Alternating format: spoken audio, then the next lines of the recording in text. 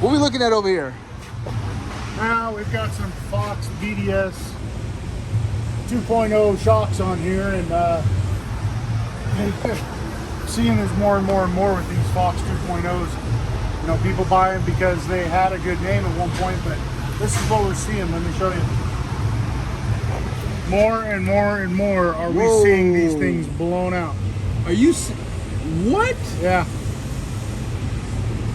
So that's lovely. We're gonna have to try and upgrade this guy and get some shocks that are gonna work with the lift kit a lot better.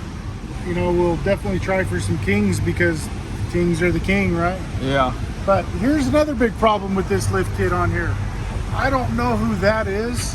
Maybe some of you can tell me, but I don't really care because we've got tons of movement out of that radius arm bushing right there on both sides.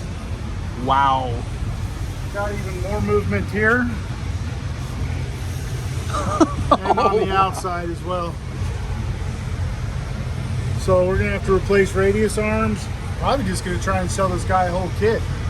I mean, some of you, yeah, okay, you want to save a little bit of money and not buy the best lift kit out on the market, but when you don't, that's the kind of stuff you get. And here's what you get in the rear.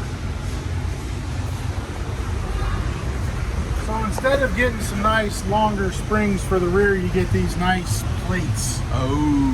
Right. Not a big fan of them either. But you got to do what you got to do, right? I mean, some people don't have the bank to afford the high dollar lifts, but then you got maintenance on it. This truck's got 100,000 miles on it.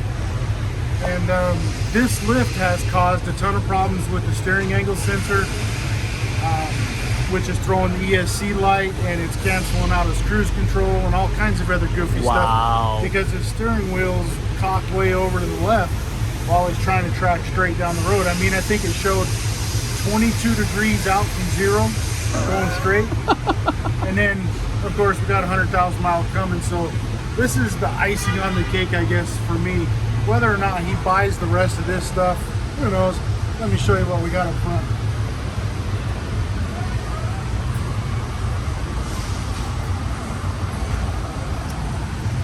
Oh, Black gold. that ain't good. And it's all coming from that timing housing, the camshaft housing way up there.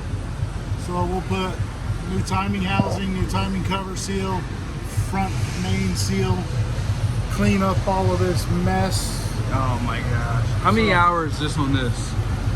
18.4 for the timing housing. 17.4, I add an extra hour for cleaning up all of this extra mess on here. Now, did another dealership do this? Like do an install? Because I remember last time you did. Yeah, no, the guy out of Arizona, no. This is all factory. I can tell because there's not an abundant amount of silicone squeezed out from the two corners right here. Wow.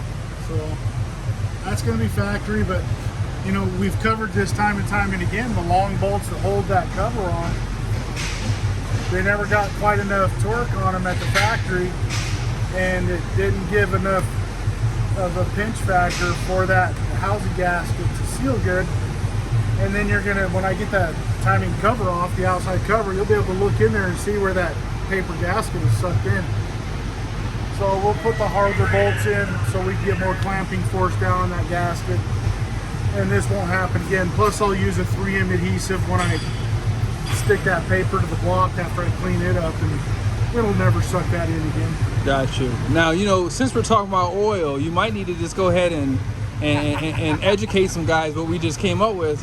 What's going on here? Insane Diesel's bypass oil filtration system. Man, I cannot speak highly enough. We've got a very, very informative video coming out here really soon. It's a collaboration with JB, with me, and with the guys at Insane. The bypass filtration system is just flat out amazing. Filters down to 1 micron. The key to this whole system, though, is not just the filtration system, but it's their oil and their fuel additives. It's one complete package. When we start running that bypass filtration system, keeping up with your oil analysis, now you can tailor your oil change intervals, and instead of changing out 3 gallons of oil, now you're just changing out a couple filters and topping your oil back off, and you can get that oil to possibly go 40,000 miles between changes. It just all depends on what the oil analysis is saying. Now, their oil analysis is tailored very specific to their requirements, and they're using a much broader range of testing points. So they're able to see into the oil a lot more with their laser because it is now cleaned up. In fact, they're talking about being able to clean up oil in the engine to cleaner standards than when it was put in brand new, right? Wow. It's absolutely amazing stuff. So you guys are gonna have to tune in on that video when it releases. I think it's gonna be dropping here in a couple days, if I'm not mistaken. Probably tomorrow. Probably tomorrow. So you guys gotta really do your research on this. If you're not gonna believe me, just go to Insane Diesel's website and look at the research. They've got everything laid out there for you. The oil and the fuel additive. The fuel additive is absolutely amazing. I've never seen another fuel additive do what this one does. You got to check it out. It's going to reduce the amount of times that the DPF regenerates, along with the oil filter, bypass system, everything. I mean, we're talking about a game-changing product that if you're short of deleting your vehicle, this is going to be the way to get you to 1,000,000 miles. So stay tuned for that video. It's going to be awesome. You got a discount code for it? We do have a discount code for it. So Truck Stuff, TRUKSTUF. You can either go on to my YouTube and it'll be attached into the description of this video.